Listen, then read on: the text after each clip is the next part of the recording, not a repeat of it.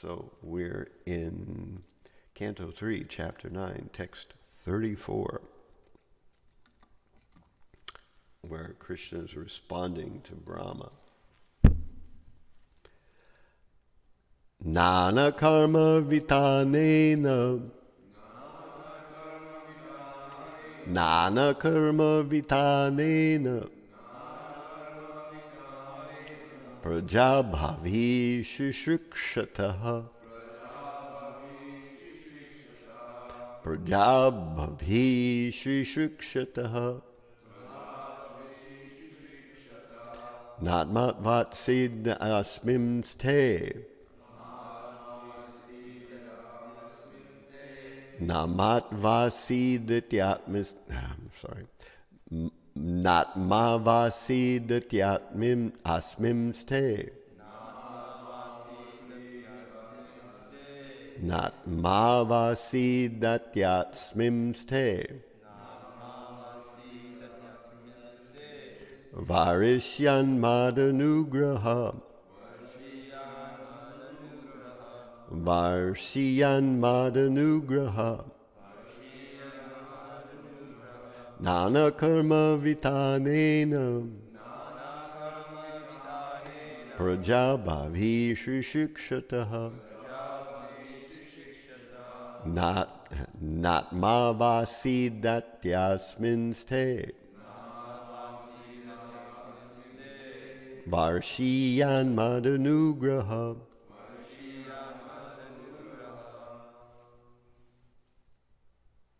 Take it away.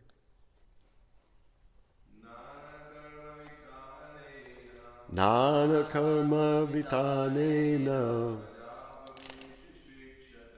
Prajabhavi shishikshataha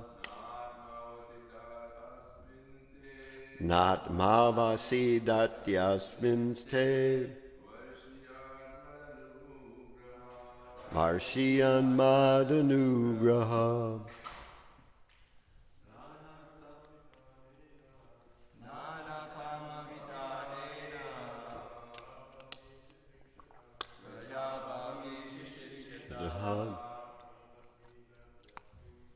Natmavasidhatyasminste Varshiyan madanugraha.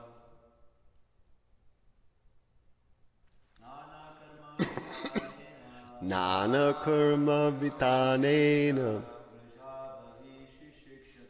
Prajabhavi shishikshataha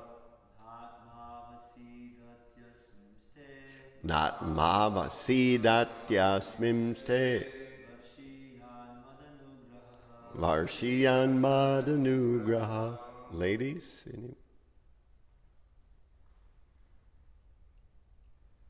okay. Nana karma, varieties of service.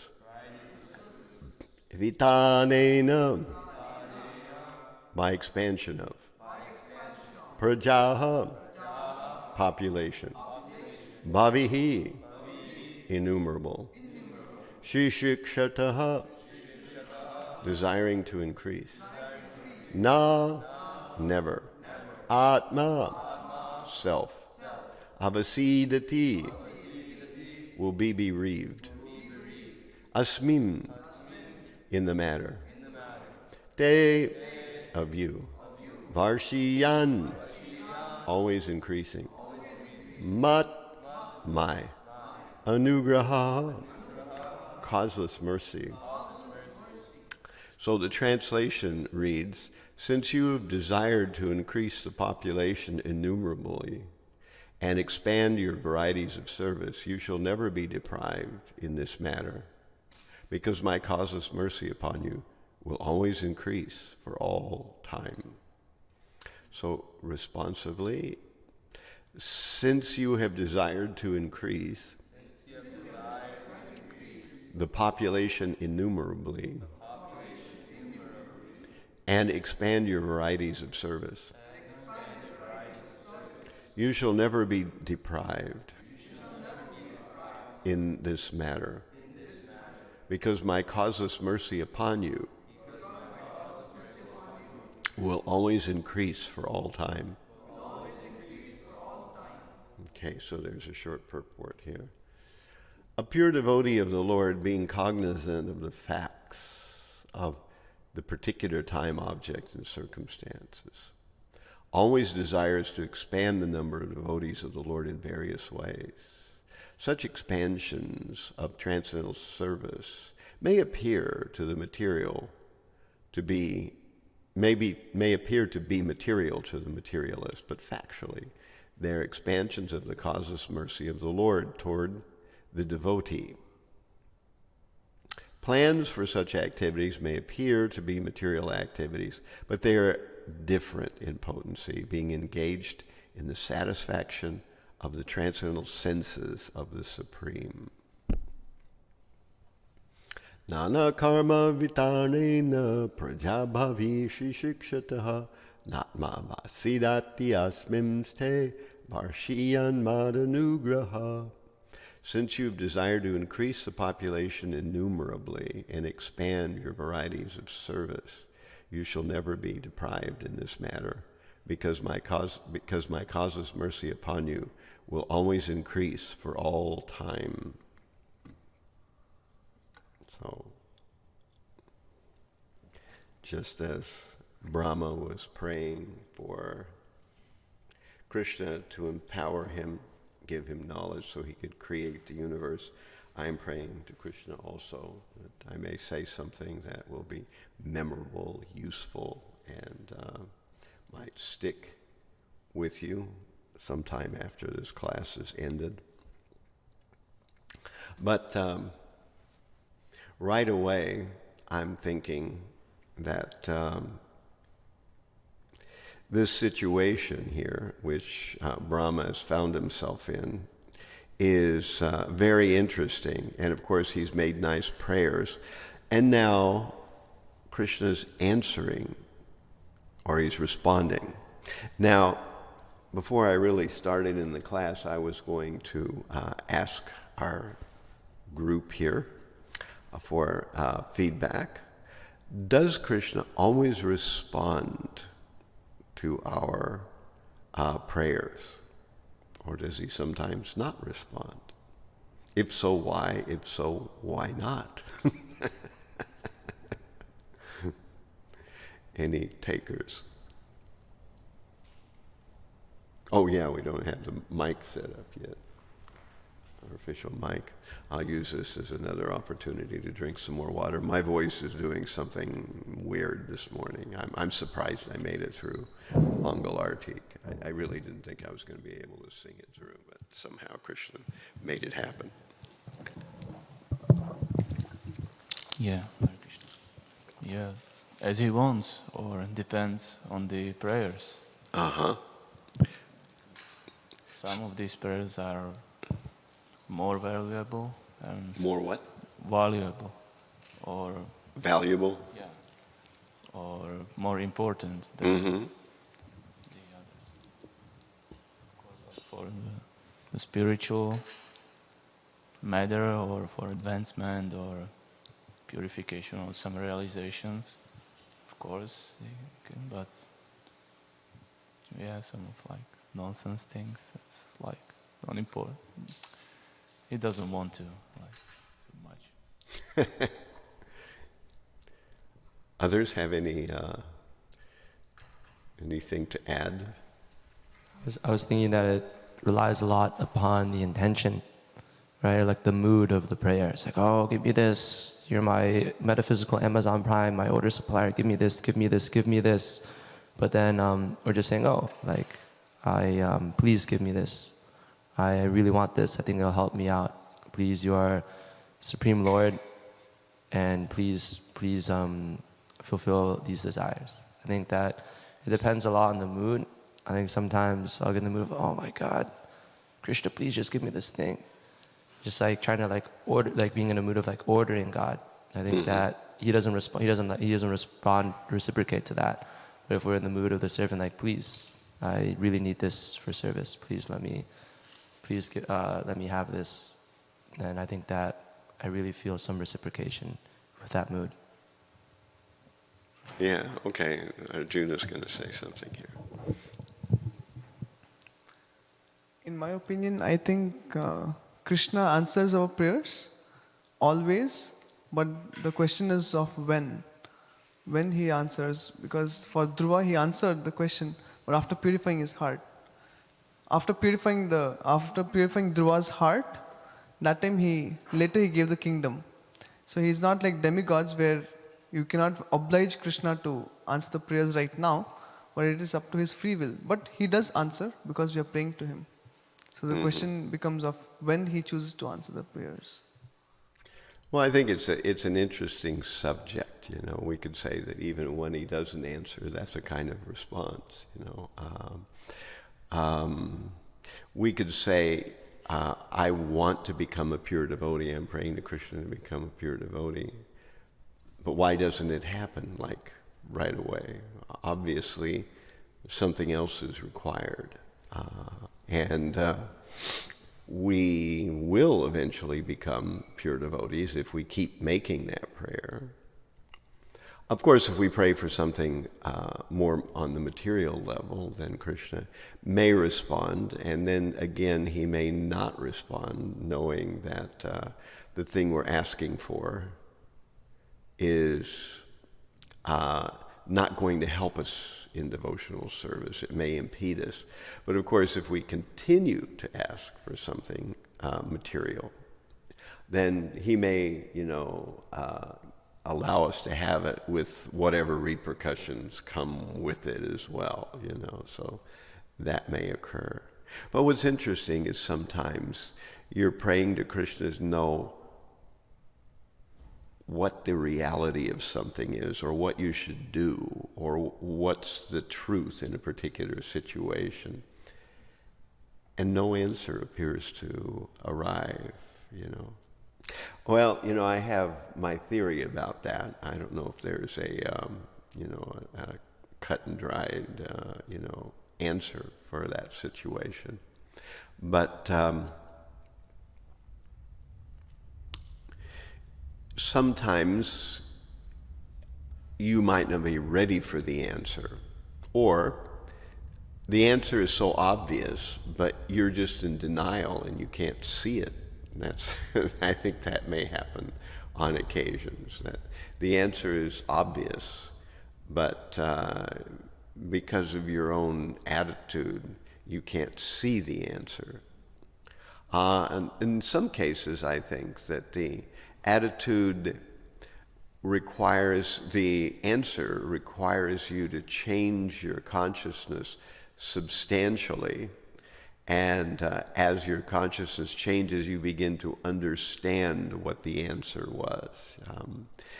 I think that, many times I've had big questions, and, at some point they were answered, even if it was after the fact, after I'd made the wrong decision, way down the road years later, so that sometimes happens. But eventually I figured out what the answer should have been or was. So this is an interesting situation. You have Brahma making prayers and now Krishna is answering. But what really struck me, I liked the class that our Raj Mohan gave yesterday. I was up in Raval land up there in upstate, at Newburgh, and I was doing their Bhagavatam class, which happens exactly at the same time this one does, and they were in the 12th canto, talking about the age of Kali Yuga and all the horrible things. It was kind of a whisker singeing sort of section in the Srimad Bhagavatam. But I watched on YouTube the Vraja Mohan and his discussion yesterday about the verse purport. But there was one aspect of it that was really interesting that I've thought about many times. But I'd never really, been able to put it into words, and that purport from yesterday was very kind of to the point about it. And what the purport talked about is the idea of service in love. I think one time long ago I saw some movie or something like that where, somebody was, trying to become closer to the Supreme Lord in some kind of way, and the devil was, trying to tempt him away from it and saying, "Are you sure you want to do that?" And the devil made this motion like, "Holy, holy, holy." You want to be doing that for the rest of eternity? And, it struck me that I think a lot of people have that concept that to serve God, you're kind of like, maybe a table or a dumbwaiter or a fixture of some kind. You're doing some repetitious, not very intellectually useful thing, and you do it every day over and over again at the same time in kind of endless monotony of some kind or another. I think that a lot of people subconsciously, I know I do, I can speak for myself, have this kind of root fear that service means we will be like some kind of fixture, some kind of purpose that will be, very sort of not very expanded, and mostly will just be looking or standing at attention, like, military troops in review or something like that. And this certainly doesn't inspire anyone towards service, but it just shows how far we are from who we are, that our concept of the Supreme is so impoverished, and our real sense of what it means to do service is so sort of menial and so undeveloped that we're scared away by this sort of false conception of it. But the way Prabhupada explained it in yesterday's purport, I thought really needed to be highlighted, At least it stuck out to me. And it was something I've thought about for a long time, and here it was, the verse that finally kind of pulled it out and said it in a very clear way. Prabhupada said, imagine working or working with or serving somebody that you really respect. Someone who you really admire in a very basic way. If they ask you to do something, you don't feel put upon. And it's the bare reality that at least, many times we just don't have that relationship with Krishna yet, He is that person that is in a very deep, if we really understood how he does things, his love for us, his fact that he's funny, the fact that he does things unexpectedly, the fact that he has these pastimes, which means you never know what you're going to be up to, Even we see it as devotees, you join a temple somewhere in Cucamonga, the next thing you're in South Africa or in New York City, or you're in, some other place in Europe or something like that. There used to be a thing, join the Navy and see the world. Join the Hare Krishnas, you'll see the world and you won't have to kill anybody. It's, you really do get dragged over. practically every part of this whole planet, if you become a Hare Krishna devotee, It's really amazing the way that works. But, Krishna does these things. He's interesting, he's unpredictable, he's funny, he's someone who really does have our interests at heart, even when we don't. Even when we don't, he has our interest at heart. And he really does know how to do everything. And he really can't do everything. And he does things in a way that everybody comes out ahead, like no human being could ever do. So in other words, he's the best possible boss you could ever have, And what's interesting is that if you're called into a more intimate relationship with him, he's not even your boss anymore. He's just one of the guys, He's just one of the people in the situation. And if we really could understand deeply who Krishna is, we would feel a spontaneous sense of wanting to, whatever he wanted, we would try to do it without feeling at all put upon to do that. Of course, it's interesting that devotees do have dialogues with the Supreme. I was just watching this video that I recorded about 4 years ago in Mayapur of Bhakti Marg Swami did a drama called Mr. Puri, and it was about Madhavendra Puri. The drama was about Madhavendra Puri, and he just commandeered devotees that were into acting, from basically all over the world. There were devotees there, and so he made this drama troupe. It was a musical, so they're dancing and singing and all this kind of stuff, and Madhavendra Puri is, erecting a temple for Gopal, who's been buried under the earth. And then the deity comes to him and says, "My dear Madhavendra Puri, I very much appreciate your service for me." And in the drama, the devotee playing Madhavendra Puri says, "Yes, you should." And he says, "But Madhavendra Puri, I'm hot. I need some sandalwood." And Madhavendra Puri said, "You are high maintenance."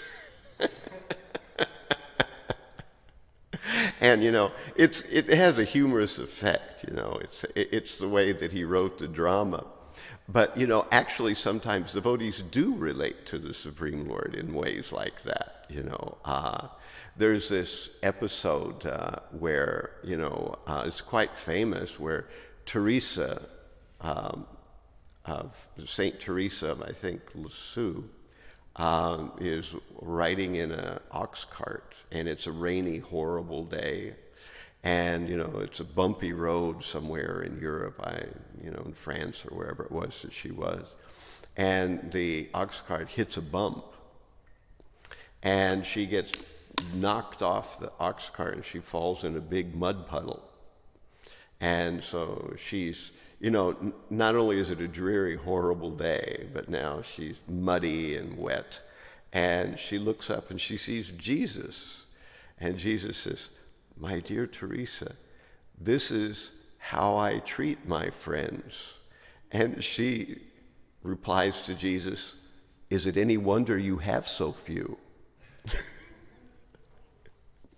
And, so sometimes devotees do kind of reply to the Supreme in some sort of sharp ways. But of course, there's a deeper love there that's quite abiding. So although it might seem, kind of curt on the surface, there is a real reality there. There is a real reality there. And so service, when it's done like as Prabhupada used the example yesterday, like a wife does for a husband or a husband does for a wife, it's not done kind of out of force or obligation. We always are aware of things we have to do because we're obliged to, things we have to do because we're afraid not to do them. Those things we do, but there's no love there. I mean, it's not really love. And in devotional service, we may be doing a lot of things, and probably are, where we do them because we know we should. We know we should, but we haven't developed a sense of love yet. But as we grow into it, we will discover that we are not wooden mannequins or some kind of low-class robot, like like this IoT, Internet of Things, where we're a refrigerator that can remember your menu list, or we're a coffee maker that knows what time to turn on in the morning so the coffee's ready before we have to catch the bus. We are actually involved in a relationship, and we are each individual. Not every gopi sings. Not every devotee in the spiritual world arranges flowers. We have differences, and I think that that's something that we should always keep in mind, and that also the management needs to also think about, that people are individuals now, and eventually in the spiritual world as well.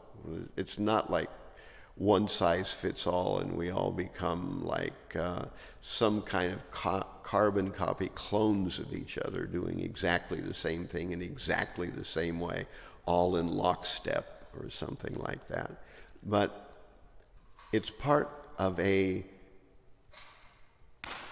circle of relationships. And I just found that whole little segment where Prabhupada used that example of when you do something out of love, it has a different effect than when you do it, because you either have to or you're afraid not to. We do a lot of things because we have to or we're afraid not to. And, it's not that we should stop doing things because we're afraid to or we have to. But eventually, devotional service becomes absorbed into love, and we do things because we want to. We have a deep affection for the Supreme. So I wanted to bring that out. And so, on that note, I thought that I would just kind of wrap up before we ask some questions at the end for feedback, that we can, Krishna always leaves the door open. We can gradually learn how to develop a relationship with him, and we will make mistakes along the way. I certainly made mistakes. There's no... If you discover you've made a mistake, you're on the wrong side of an issue, you did the wrong thing, you followed the wrong person, you were mistaken about a point in the philosophy or whatever, the only thing to do is to just continue on. Understand what your mistake was, ask for forgiveness if it's an offensive behavior, and move on, because likely you will make mistakes. The only way to be sure that you're not going to make serious mistakes is to take Guru, Sadhu, and Shastra really seriously. If you're really studying what the Shastra says, you're really studying what the Acharyas say, and you're also studying what the advanced devotees say, likely you'll come out all right in most situations. I can certainly say in my own case that where I hadn't come out all right, then it was because I didn't take myself to task to really understand the philosophy in a deep level. So we can do that, or we can stay in the material world and chase after the big rock candy mountain. So there was a When I was a kid, there was a show for kids on television called Captain Kangaroo. So most of you probably never heard of it or never will hear of it. Maybe Kavi Chandra's heard of Captain Kangaroo. He was on TV for kids. He had big pockets. That's why he was called Captain Kangaroo. And there was this song that used to come on about the Big Rock Candy Mountain. And I just, Googled it up, and I got the adult version of it. Evidently, they had a kid version of it too. But it's a song about kind of the wish of the hobo. At one time in America, there was a whole class of people who traveled the trains, not the passenger trains, but freight trains. And they would just live with no money or anything. They would get on a train, and when it was cold, they would go south on the trains, and then they would live in areas where there were trees or something like that, hobo villages they were, and so they had no money. And, they would have these encampments, and this was a whole kind of thing. And so in America, there's this kind of ethos of the hobo and a person riding a train. So this is what that song was. And we can see what the materialistic dream actually looks like. This is the materialistic version of Goloka Vrindavan. So, one evening as the sun went down and jungle fire was burning, down the tracks a hobo hiking, he said, "Boys, I'm not turning. I'm headed for a land that's far away, beside the crystal fountains. So come with me, we'll go and see the Big Rock Candy Mountain.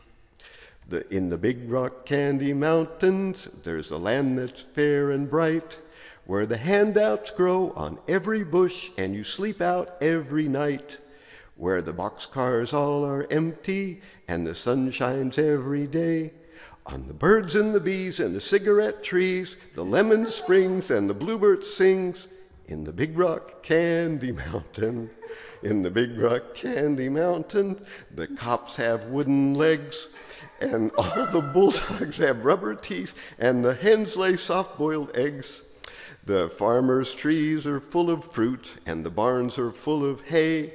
Oh, I'm bound to go where there ain't no snow, and the rain don't fall, and the wind don't blow, in the Big Rock Candy Mountains. In the Big Rock Candy Mountains, you never change your socks, and the little streams of alcohol come trickling down the rocks. The brakemen have to tip their hats, and the railroad bulls are blind. There's a lake of stew and of whiskey too, and you can paddle around them in a big canoe, in the Big Rock Candy Mountain. In the Big Rock Candy Mountains, the jails are made of tin, and you can walk right out again as soon as you are in. There ain't no short-handled shovels, no axes, saws, or picks.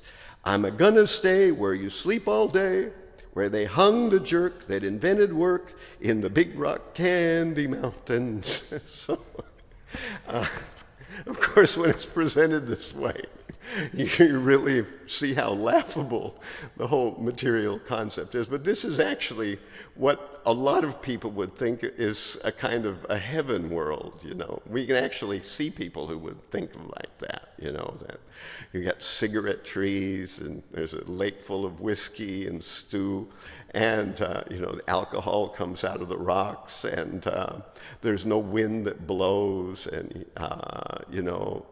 the policemen can't chase you because they have legs of wood, and the whole thing. So it's our choice. We can try to develop our relationship with Krishna, or we can try to continue with the chasing after the Big Rock Candy Mountain here, which is kind of what material life is, this sort of dreamy, non-real thing.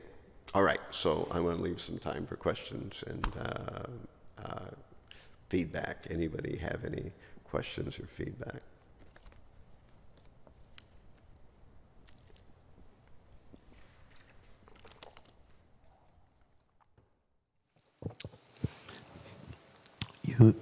You mentioned that we're all individuals, that's important for us to keep in mind as management. Please and also- speak slowly because I'm getting an echo here and my hearing isn't good. It kind of makes it unintelligible for me, I'm afraid.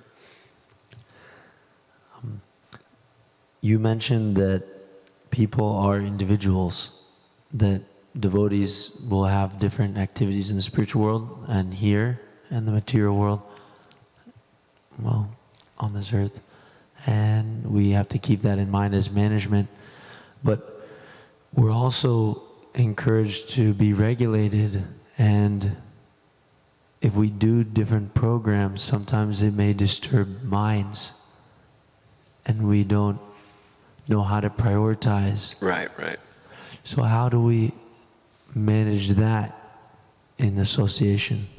Well, to some extent, yes. Our lives are kind of, regulated, and we are kind of just trying to do more or less the same thing. So in the beginning, that will be quite a strong component in our Krishna consciousness.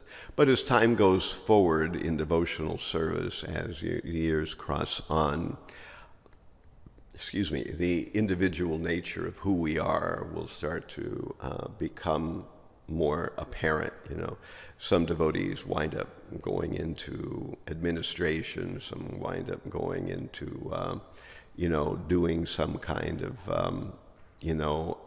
organization.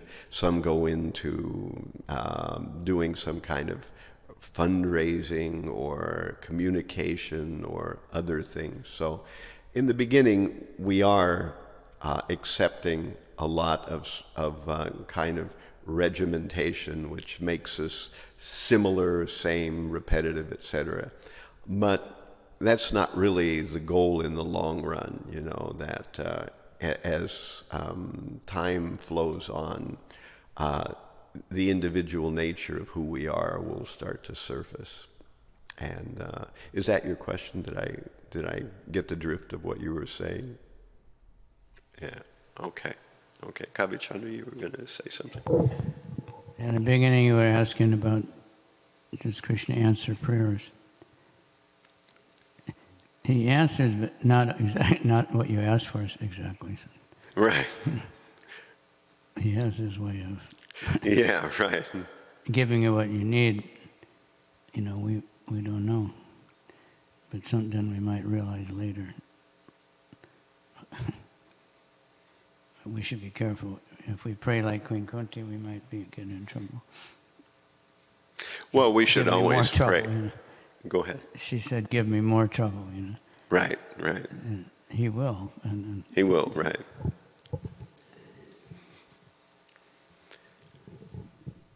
Well, the idea, of course, is that whatever we pray for, we should always put, if you also think it's a good idea, my dear Lord, That's a kind of good sort of disclaimer to add at the bottom of any prayer, that if you think this is good, then X, Y, Z, whatever it is I'm praying for. In general, though, if we're praying to remove our material desires, we're praying to increase our devotional service, we're praying for the benefit of other people, then we don't, that kind of prayer we don't have to worry about much. Krishna will do whatever they can, whatever he knows best in the situation, because always he knows best. Oftentimes, people will give the charge that the Supreme Lord doesn't hear prayers because, they had some material desire, and that material desire didn't get satisfied. You know, Prabhupada used the example that, you know, in the Second World War, you know, the wives in the United States were praying, please let my, you know, husband come home from the war. And in Germany, the wives were praying, please let my husband come home from the war. But obviously not every husband came back from the war. So some became atheists as a result of that, you know, because there's a humorous thing in the Mahabharata too, where, you know, the householder is praying, my dear Krishna, please protect my house from thieves and dacoits. And the dacoit is praying, my dear Lord, please let me steal and not get caught this time, you know. So what the Supreme Lord is supposed to do, he's getting opposite messages from two different people. He can't supply both, you know. He has to do one or the other. So, of course, the idea is that Krishna knows how best to do everything. So, prayers are not always, we're asking for something, but if we are asking for something, then we should try to see that that thing we're asking for is spiritual and not simply a material thing.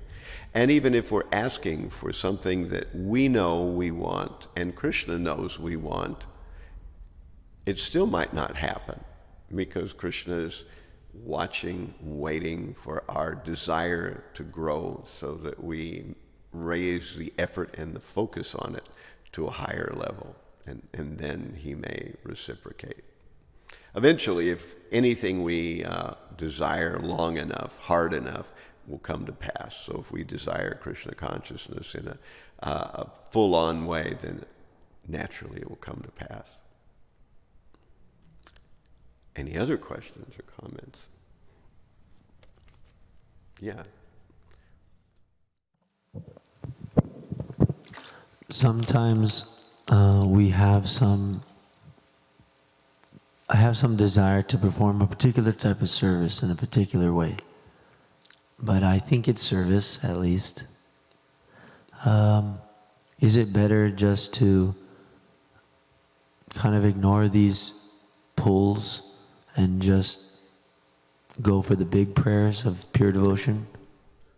I would answer that with the way that I generally think of it, is that if you can more or less cover the services that are asked of you and do something that's a little, you know, extra, then that's where you can do you can use your individual creativity for Krishna. Because somewhere along the line, our individual creativity has to also be used in Krishna's service. And if you are covering the bases that are expected of you, and you still have some latitude to do something that's your own special gift, then that shows that you are really utilizing your full human dimension for Krishna, you know. But it may be difficult, and you may find that you're covering your bases, but you're not really making much progress in that thing that you are hoping to do for Krishna as a creative project or whatever it is, you know. That's the way I find myself most of the time.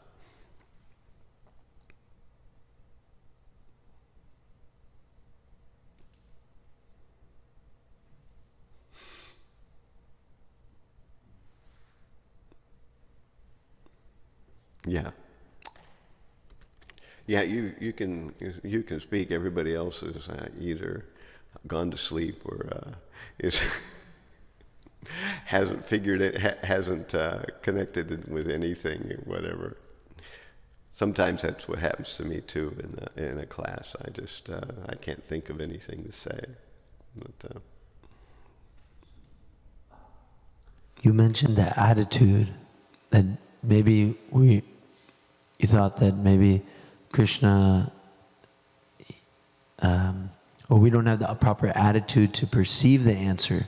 Mm-hmm. So this attitude, there's this famous part Prabhupada wrote in the preface to the Nectar of Instruction. I don't know if I'll quote it properly, but the attitude, advancement in Krishna consciousness depends on the attitude of the follower. Mm-hmm. I don't know. Well, right. The verse that I wanted to point out today is 4:11. Yeyatama prapadyante tam satai vibhajamyaham mama vartmanu vartante manusya partha sarvasha. As they surrender to me, I reward them accordingly. So Krishna is reciprocating with everyone according to both their, intent and also to the degree of their intensity. So there's kind of an intensity and a direction at the same time. So those who are very intense, Krishna reciprocates with much more quickly. And, that's the verse there, that one can easily and quickly get Krishna's mercy if one is very intense about it, and one knows what to actually ask for or what to focus on. If we focus on the right things and we focus very intensely, then spiritual life is very quickly achieved. If we're not very intense and we are focusing on a lot of kind of not so important things, then spiritual life kind of tends to drag on. It tends to just be less of a positive goal. And a verse that I always find myself coming back from that I've never heard anybody quote is in the 11th canto, Abir Bhutani Bhutatma Mahabhutar Mahabhujaha Sasarcha Chabachanyadya Swa Matratma Prasidaye. That the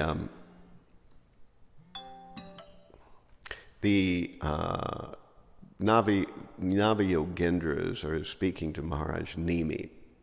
So Maharaj Nimi had this fire sacrifice, and these 9 naked men appear out of the sky, the Navi Yogendras who travel in the sky, and they are brothers of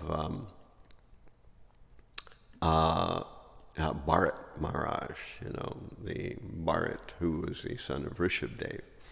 So Antariksha says, in an explanation to Maharaj Nimi, that the Supreme Lord created all kinds of species in higher and lower consciousness to facilitate the living entities either matra or their what is the other word? Abir Bhutani Bhutatma Mahabhutar Mahabhujaha Sasarcha. Matra or Atma, that's what it is. So if we want to facilitate our Atma, our spiritual side, the Supreme Lord will do that. If we want to facilitate our matra, our material side, the Supreme Lord will help us do that. So it's all owing to what we want, So if we focus our consciousness on spiritual goals and spiritual understanding, then the Supreme Lord will eventually help us to achieve that direction. And similarly, if we focus on the other side, on material things, then the Supreme Lord will help us kind of forget about Him and become somewhat successful in chasing some material, limited, goals that we say we want, but goals that when we get them really won't satisfy us in a very deep way. All right, so at any rate, thank you all very much for your kind attention, and all glories to Srimad Bhagavatam. All glories to the Vaishnava devotees of the Lord. Jai Shri Radha Govinda Dev. Hare Krishna.